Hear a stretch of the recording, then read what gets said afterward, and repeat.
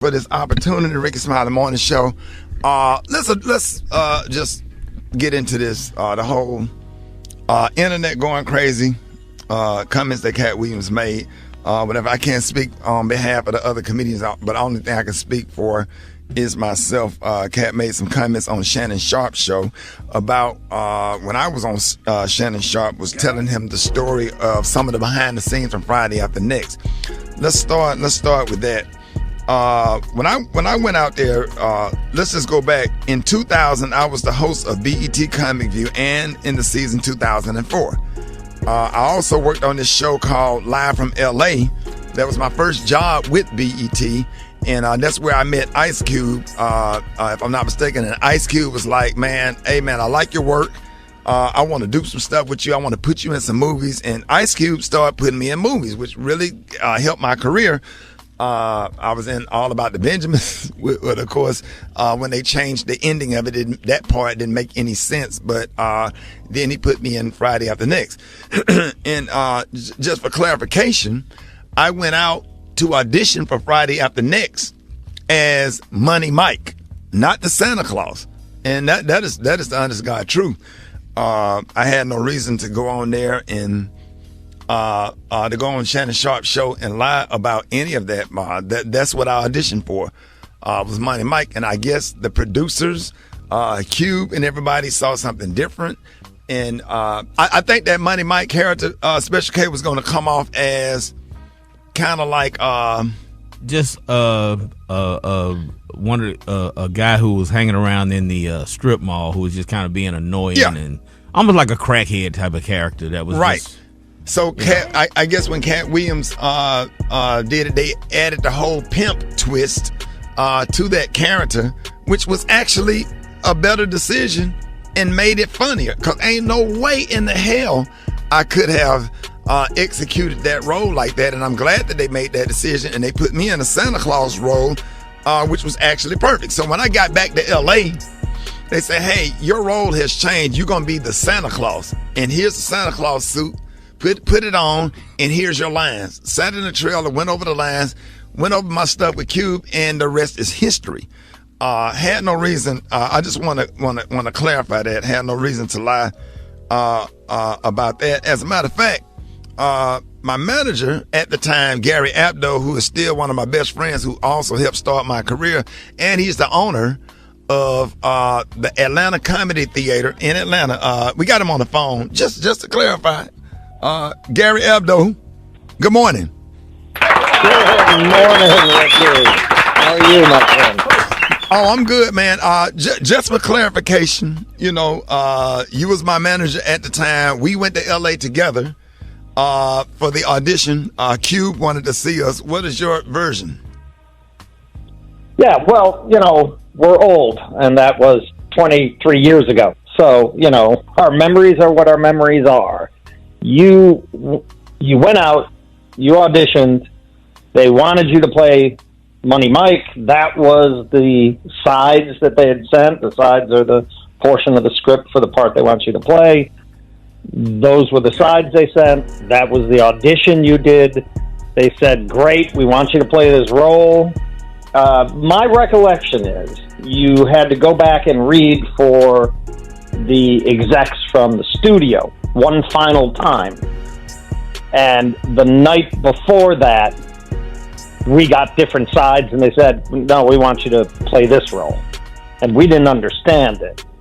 We really were under the impression, well, you had the role as Money Mike, but then all of a sudden they switched it up. Now we understand why. Katt came in, blew them away. He's an incredible performer. That was probably one of the most iconic breakout parts in movie history. I mean, that Absolutely. was literally Katt. That was literally Katt's first movie. Friday was not Chris Tucker's first movie. Next Friday was not Mike Epps' first movie. For that to have been Katt Williams' first movie, and he exploded. I mean, that literally made him an iconic touring comedian, one of the biggest to do it in this generation. And, the rest, as they say, was history. But, yeah, absolutely, without a doubt, you were auditioning for Money Mike. We were told you had the role, and then that switched up overnight. And I'm glad I ended up being the Santa Claus, because that role was iconic and not as funny as his. I like the pimp. I personally like the pimp better, but the Santa Claus role was just perfect for me. At the time, I was skinny and could run fast, so and you could squeeze over that gate. So yeah, that was the. I just wanted to clarify that, and then there was no contract ever that. In agreement with the first Sunday movie, because that was a whole different production, directed by who just directed my Netflix special, David E. Talbert, about me playing Bernice Jenkins. That's something that David called me personally. David and Lynn are fans and have been fans of my work for a long time, and they was like, we want you to play Bernice Jenkins, and and here you go. And that's what happened. And I went out there and shot that in one day, me and Red Grant. And that was a lot of fun. Right. And it had nothing to do with Katt Williams' contract or whatever. So I'm, what I'm saying? Like, I respect Katt. Definitely disappointed that you have to get on the air and explain something like this. But, That's the truth, and I don't know what else to say. So there it is. There's not much else to say. It's indisputable that Katt played that role, killed it, built an entire career out of that one role that all of us look at and go, "Wow, that's absolutely amazing." But it's also indisputable. You were auditioning for Money Mike. We were told you had the role. You just had to read one more time. And then that switched up. And the crazy thing about it is we had a conversation when it came out. He said a lot of this 12 years ago, and we had a conversation because I was on 14th Street in Atlanta, right by the Four Seasons Hotel, and I was driving down the street with my granddad in the car, and I saw Katt Williams going across the street on 14th Street, and I said, Katt, what's up? Whatever, I just wanted to make sure we was good. He said, come over and have a cup of coffee with me, because he was walking over to Starbucks. And I went over and he went in there and got the coffee. We was chopping it up or whatever. Just didn't even really talk about the issue or whatever. I said, hey, man, I want you to come out and say hello to my granddad. My granddad is a fan. He came out to the truck. I'll never forget, I was in my Ford F-150, and I came out and spoke to my granddad. He hugged my granddad and wished him well. My granddad was like, keep doing what you're doing, young man. My granddad was living at the time. It was just me and my granddaddy in the truck. And we dapped it up, and that was it.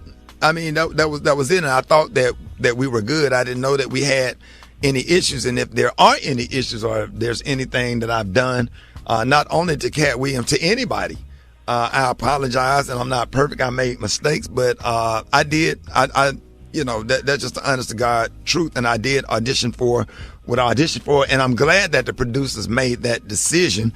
And let me address all of the things with Gary. You can help me out with this, because comedy greats like Flip Wilson played Geraldine, Richard Pryor played some roles on his show, Jamie Foxx played Wanda, Martin played Shanae, I did Bernice Jenkins, Tyler Perry did Medea. It's a lot of comics and a lot of comedy greats that did characters for the sake of funny, for entertainment, for the sake of the laugh. And it has nothing to do with nobody's comfortable in the role. Nobody wants to put on a damn dress or comfortable in it, that has nothing to do with my manhood being lessened for trying to play a role and trying to put food on the table for my family. Because it's a prop. It's nothing more than a prop. It's nothing more than a way to get a laugh. I mean, back in Shakespeare's time, there were no females playing female roles. Every female role was played by a man. It's just part of an art form. It's part of what makes it funny. You bring the funny to it. I wish that I'm sure you remember. People don't know about this. The pilot that you shot for the Kings of Comedy TV show, Bernice Jenkins had a whole sketch with Medea. Yeah. People I did don't a even sketch know that. with Medea, me, Earthquake, Tyler Perry, Niecy Nash. We did a thing called The Pew. It's supposed to be like The View, but it was a church-based version of The View, and it was just comedy great to see Bernice Jenkins, the character, and Medea. And I started off doing Bernice Jenkins doing prank phone calls on the Buck Wild Morning Show in Birmingham, which spinned into, hey, I think you should do a character. This would be a great character for this role. So we were all in our 30s, late 20s, doing what we had to do in order to be successful. Now that we are older, I'm comfortable in my job in radio. I'm comfortable in the roles that I get and the things that I get to do. And I just finished a phenomenal comedy special. So the statement about Rickey Smiley is not funny. I've been sold out since '97. That part. Every single show I have done since '97, maybe not big arenas, but I pack up those theaters and have to add shows in comedy clubs. And between radio and all of that and raising the family, I'm comfortable with. What makes me sad, I don't like the way that made my kids feel. And that's why I'm not gonna, go after him, because he has kids and family members and nieces and nephews also, and it hurts our family members and people that do love us when we say hurtful things about each other. So we want to wish Katt Williams the best or whatever. It ain't nothing but love over here just because we don't agree. Arnez J and I had beef for about 20 years, and I end up sitting next to him on a plane. And when I saw him, I couldn't do nothing but grab him and hug him. And we text each other all day on Christmas Day. It feel like we trying to make up for lost time. Two talented people that actually love each other. And Special K, Katt Williams got some comedy dates coming up. He's going to be in Birmingham. Katt Williams is coming to Huntsville. I want y'all to go out and support him. I want y'all to pack those damn theaters and show nothing but unconditional love to him and to any comic that come into our space, Birmingham, Huntsville. That's like my area or whatever, where I grew up or whatever. K, you got the dates? You got January 12th, Cedar Park, Texas. The 14th, Estero, Florida. The 19th, Huntsville, Alabama. The 26th of January, Tupelo, Mississippi. Y'all go ahead and get on Ticketmaster. Get them tickets. Yeah, make sure y'all go out and see Katt Williams and go out and support him, man. It's all love over here because it's enough money out here for everybody. Sit here and you said out that mouth, you stole Friday After Next, the one I was in. I wish all of America fumbled a bit when that happened. And then he said some stuff that we haven't heard in 100 years in Hollywood. You ain't say nothing. This man told you he had Katt Williams' role. He was gonna be Money Mike, and Katt Williams was gonna be the Santa Claus. Now three quick points. You mean in Hollywood they cast a 5'5" black Santa Claus that weigh 145 pounds? That's your story. Your story is the Rickey Smiley that couldn't even do curse words because he had a Christian fan base. He was gonna play the pimp. Why you didn't ask him why has he played a woman in more movies than he's played a man? Well, I didn't know he shouldn't be able. You wouldn't let a athlete that been on steroids talk about one of the greats. Rickey Smiley can't act because Rickey Smiley can't act. He told you the story about when the movie came out. Where did he say he watched it? At home. He wasn't even at the premiere. You telling this man, you stole that. Oh, so he could get his name in the same sentence with a great one. It is sad. He was just that bitter when we were shooting it. He told everybody, it should have been my role. Everybody on the scene. Why do you think no cast member has ever said anything? He couldn't have played that role like you. I thought he was... Sir, no one... Why no... He was with KD? He beat up Terry Crews? Why nobody know this story? You talking about in Hollywood, they switched off roles. You take this and he... What? So Rickey Smiley knows this. We auditioned in Los Angeles. Yes. I was audition number 201. 200 black comedians auditioned for the role of Money Mike with me. You're saying all 201 of us was auditioning and you had already had the role and had already shot the role in 4 days? The truth of the matter is, the Money Mike in the original script got raped in the bathroom, and that's what Rickey Smiley was okay with.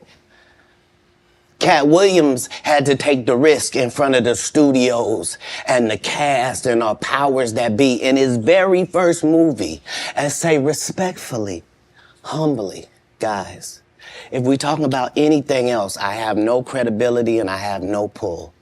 But we're talking about comedy, right, where I have all the credibility and all the pull. The problem with Friday After Next is we're trying to make a classic comedy. And this comedy involves a rape. And rape is never funny, no matter who it happens to or what the circumstances are. If you would allow me to allow us to do this movie without a black man getting raped in it, I promise you that it will be twice as funny as it would be with him getting raped. So considering that's the real story, why would you bring up that story? 35 members of the cast and crew have never brought up that Rickey Smiley was going to play Money Mike. No one ever saw me put on a Santa Claus suit. We got a wardrobe department. They made a Santa Claus suit for me. Why that wasn't in the bloopers? Why? And here's the other thing. Everything that Money Mike said, Katt Williams wrote. So what Rickey Smiley say on his? You can't say my lines, I wrote them. That's how I already know that I'm going to be funnier than you. What he told everybody was, Katt Williams, don't nobody know who he is. I'm on the radio. I'm with Steve and Said. Everybody know me. That's what he told everybody that would listen to on the set. That's the truth of the matter. He was so egregious, not now, then. He was so egregious that, and Hollywood has never heard this in 100 years. He was so egregious, I put in my contract that I won't work with Rickey Smiley again unless he's in a dress. Now, what was Rickey Smiley's next movie? Was it First Sunday? Did he wear a dress in it? You bet he did. It's in my contract. Why would you put that in your contract, Katt? That's where he's a believable actor. Him and Tyler Perry can't play a man to save their life. They play good women, and I believe that the best actor should be in the best role. So that's why, because when we released that clip and he said that, you responded because he said he was supposed to play Money Mike and you were supposed to play Santa Claus. An outright lie. So that he knows is a lie. So why would he say it? Because he's a liar. Nobody knows why liars lie. That's why I can't let Rickey Smiley say he was supposed to play Money Mike, because I wrote the words for Money Mike. I designed the hair for Money Mike. I collaborated with the wardrobe department and made outfits to make sure that no one in America would be wearing what Money Mike was wearing. I told them to go get the Prowler. I then told them to paint it purple. I told them don't have an actor playing a pimp. We could get an actual pimp, Archbishop Magic Don Juan, to play. Like, I did far too much work for somebody to come years later and try to tag along just for their own self-aggrandizement. Katt, he did have a good part in the movie, man. The Santa Claus was funny, man. The dude said the entire time we were filming, I can't play this role. They got a bandana over my nose and my mouth. My family not even gonna know who this is. So yeah, tell your story. Rickey Smiley has been playing the same old black woman forever. Like, you can't get a young fan base with that. Like, you gotta be doing karaoke around the country to make that work. And he is. Rickey sat here and told you that they cut him out of every movie he did. They always had a reason. Like,